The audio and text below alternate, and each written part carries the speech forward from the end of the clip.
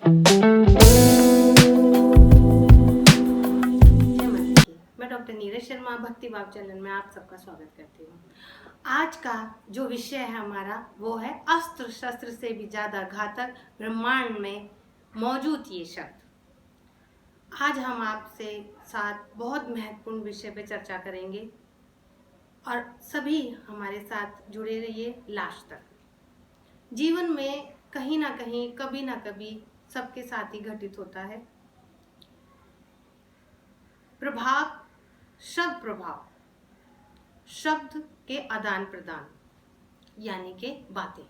हम अपने जीवन में किसी महत्वपूर्ण विषय पे, किसी संदर्भ में हंसी मजाक के तौर पे हम रोज ही सबसे बातें करते हैं।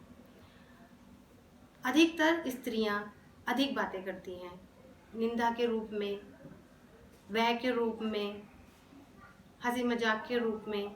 लेकिन क्या कभी हमने ये विचार किया है कि ये सारी बातें जाती कहाँ है? ये सारी बातें हमारी जाति कहाँ है? ऐसी कोई इरेजर नहीं बनी जो इन्हें वॉश कर सके। किसी रबड़ से ये कभी मिटती नहीं है। जो हमारे मुखारविंद से जो शब्द निकल चुका वो ब्रह्मांड में घूमता रहता है, वो कभी मिटता नहीं है।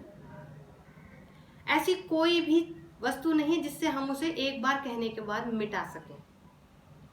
तो हम अपनी वाणी को निंदा के शब्द, क्रोध के शब्द, अश्लीलता वाले शब्द ये ब्रह्मांड में घूमते हैं और आभा मंडल को दूषित करते हैं।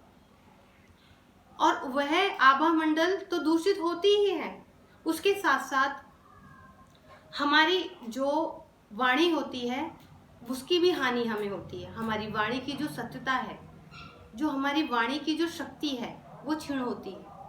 हमारी वाणी अपवित्र होती है और हमारी अपनी वाणी को जब हम समाज में किसी से वार्तालाप करते हैं तो उसका प्रभाव भी क्षीण हो जाता है। हमें समाज में अपनी बातों का प्रभाव बहुत कम नजर आने लगता है। तो जो मनुष्य, आपने देखा होगा कि ग्रंथों में, कहानी में, कथाओं में हम सबने ही सुना है, आप लोगों ने भी सुना होगा कि जो साधु संत होते हैं, जो गुरुजन होते हैं, जो दीन दुखी होते हैं, उनकी वाणी से दिया हुआ शराब, उनकी वाणी से दी हुई बद्दुआएं ये अमुक मनुष्य का विनाश कर देती हैं। इन शब्दों का, यह वो शब्द हैं जो किसी अस्त्र और शस्त्र से भी काटे नहीं जा सकते।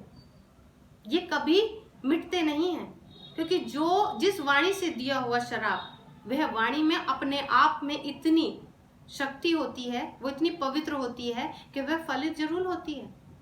आत्मा से दी हुई बद्दुआएं वो फलित जरूर होती हैं, क्योंकि वह आत्मा शुद्ध होती है। ये सारी जो हमारे शब्द हैं यह ब्रह्मांड में जाते हैं और ब्रह्मांड के द्वारा आभा मंडल में घूमते हैं और फिर ये घूमते हुए ब्रह्मांड से भगवान के पास आते हैं और फिर वहां से ये वापस हमारे पास आते हैं। तो प्रभु भी इस शब्दों को मैट नहीं सकते, वो भी इन शब्दों को सिद्ध करते हैं और उनका फल जीव को भोगना पड़ता है।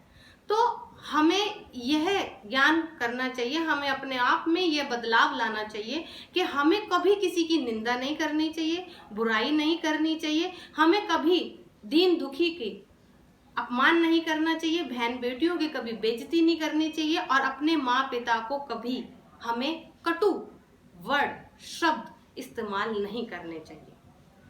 क्योंकि हमारी जो वाणी है इसी से ही हम किसी को भी सुख, प्रेम, आनंद अनुभूति करा सकते हैं।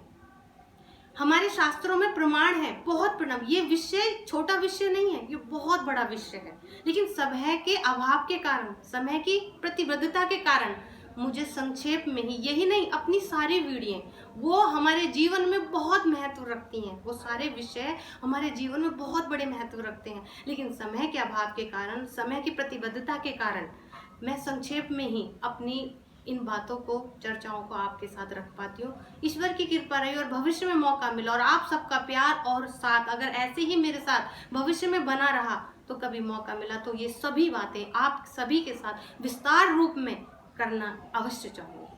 अपने विषय को आगे बढ़ाते हुए, आपने ग्रंथों में सभी कथाओं में आपने सुना होगा, प्रमाण है, बहुत सारे प्रमाण हैं। तुलसीदास जी हुए, ध्रुव हुए, अपनी पत्नी के एक कठोर वाक्य से, जो वाक्य होता है वह कटार से भी ज्यादा घातक होते हैं। तुलसीदास की पत्नी ने सिर्फ उनसे 2 शब्द कहे थे और वो शब्द उनको ऐसे चुभे कि उनका जीवन ही परिवर्तन हो गया।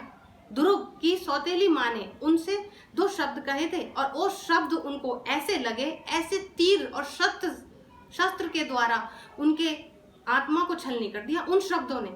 तो हमें शस्त्र की जरूरत नहीं है, ये शब्द ही बहुत बड़े काम करते हैं, ये जीवन को बदल देते हैं। ध्रुव के जीवन को बदल दिया और आज वो है संसार में पूजनीय है। आप कैकेयी को देख लो, उनके अस्त्र शस्त्र यूज नहीं करे थे, उन्होंने अपने वाणों से, वाक्य के वाणों से, शब्दों के वाणों से दशरथ जी को माणक आसन पे ले आई थी। तो हमें अपने आप को बदलना होगा। आज से, अभी से मेरे प्रिय दर्शकों, अपने जीवन में अपनी वाणी को समझो, इसकी गंभीरता को समझो। इससे हमें किसी को कष्ट ना पहुंचा सके, हमें ऐसे शब्द यूज करने चाहिए। किसी को पीड़ा, किसी को कष्ट हमारे किसी शब्द से ना हो, हमें ऐसा प्रयास अपने जीवन में करना चाहिए।